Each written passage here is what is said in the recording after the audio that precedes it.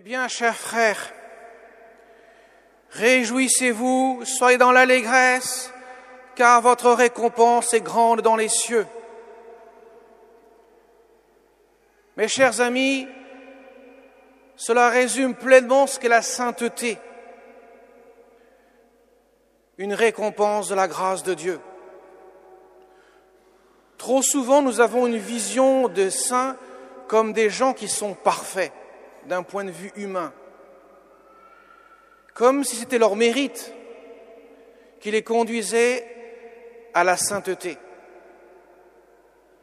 En aucun cas, personne ne peut mériter d'être dans le ciel sans la grâce de Dieu. Personne. La sainteté, ce n'est pas un exploit sportif de l'ascèse ou un exploit de la pratique des mérites,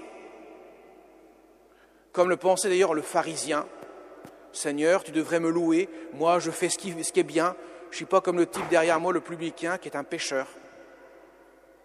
La sainteté ne consiste pas en l'accumulation des efforts qui feraient que je puisse prétendre devant Dieu, Seigneur, tu dois me donner la place dans le ciel qui me convient, qui me revient.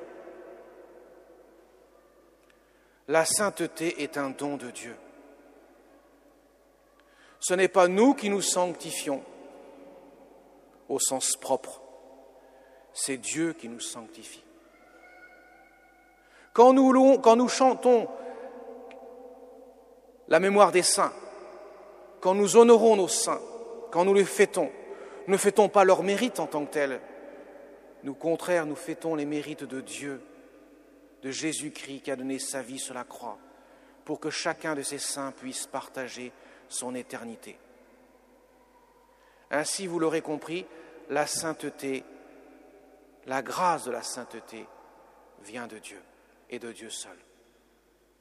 Quand nous honorons un saint, nous honorons les mérites de Jésus-Christ qui a permis à ce saint, en accueillant le don de Dieu, de parvenir au ciel.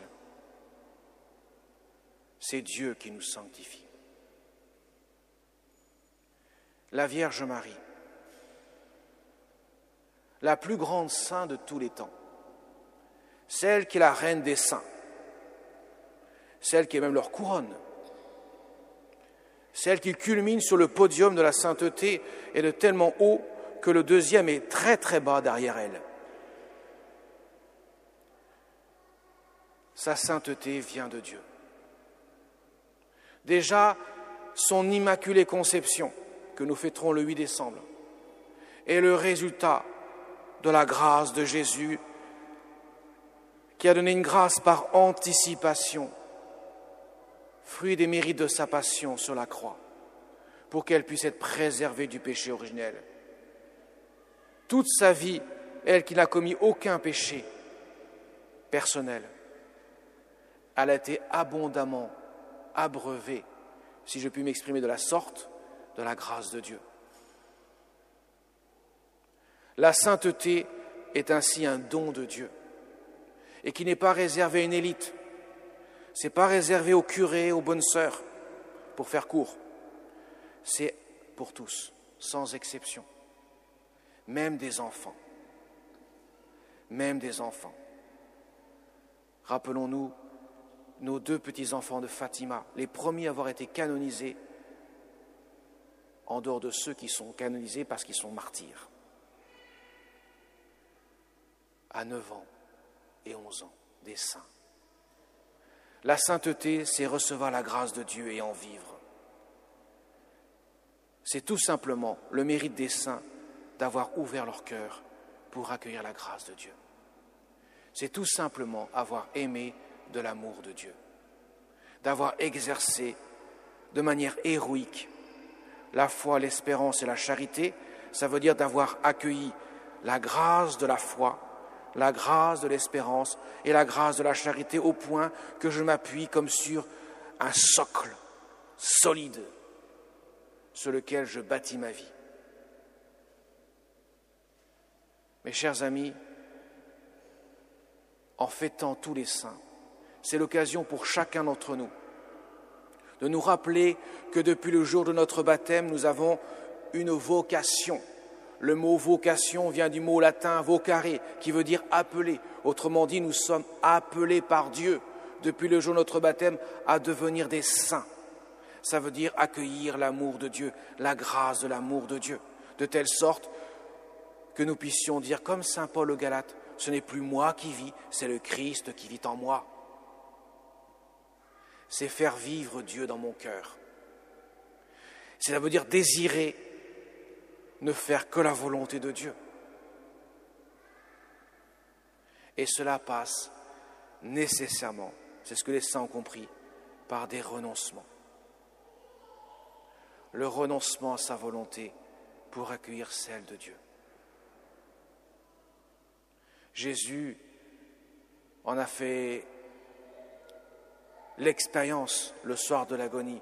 Lui-même le dit, « Père, que cette coupe passe loin de moi. » La coupe de l'agonie, de la flagellation qui va suivre, du couronnement d'épines, du portement de la croix et de la crucifixion. Mais cependant, non pas ma volonté d'homme, mais ta volonté divine. Voyez, mes chers amis, c'est très simple la sainteté à comprendre, c'est pas compliqué. Par contre, c'est vrai que c'est très difficile à vivre, car nous avons souvent des épreuves qui nous font parfois trébucher. Mais le pire, ce n'est pas de tomber. Le pire, c'est de ne pas vouloir se relever.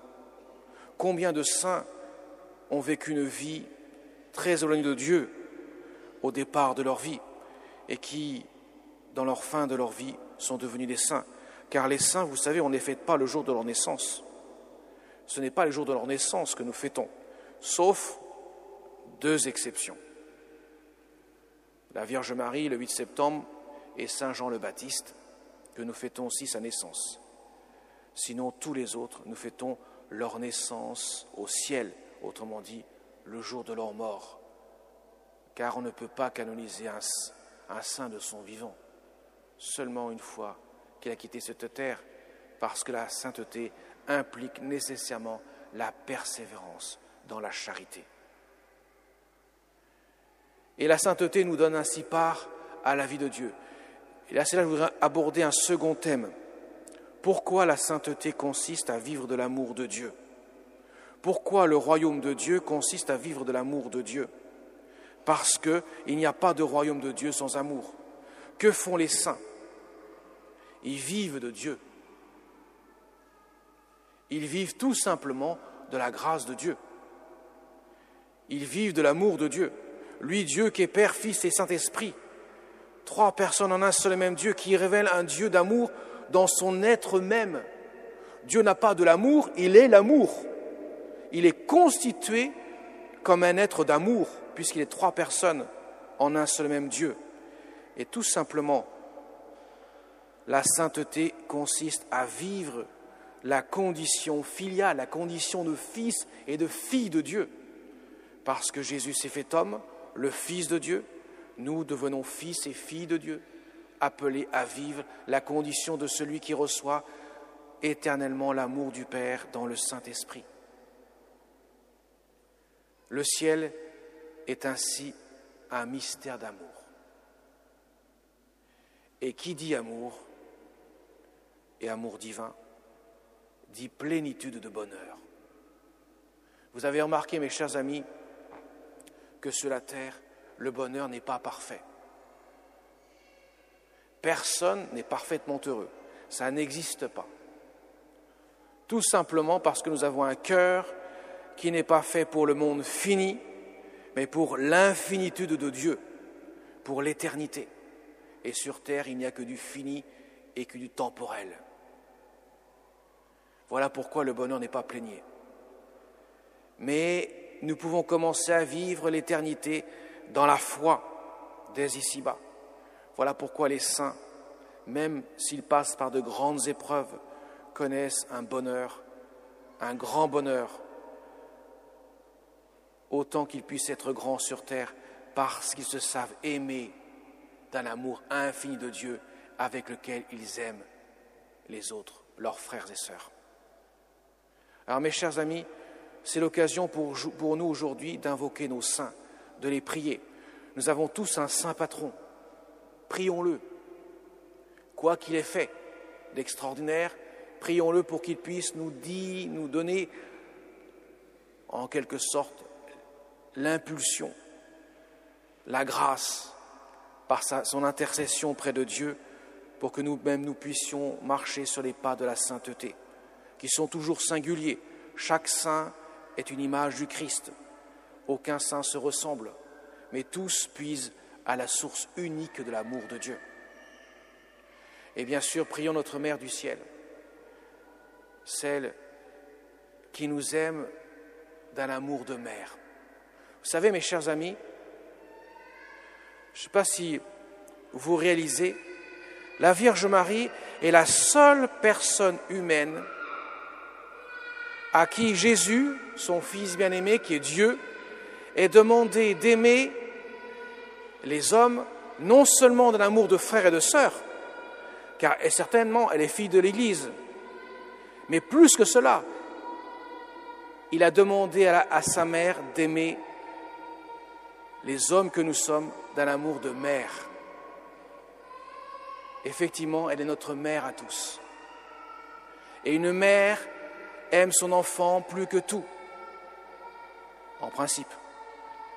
Elle y est attachée même plus qu'à sa propre vie, en principe. Donc l'amour de la Vierge Marie, son rôle dans le ciel et son rôle pour nous auprès de notre vie sur terre est un rôle singulier où elle est là pour nous aider, comme une mère aide son enfant à grandir dans l'amour. Alors nous pouvons la prier parce qu'elle est notre mère avant d'être notre sœur, notre mère à tous. Et en elle, nous trouvons ainsi celle qui a le mieux répondu à la grâce de Dieu et celle qui aide son enfant à y répondre de la manière la plus appropriée. Amen.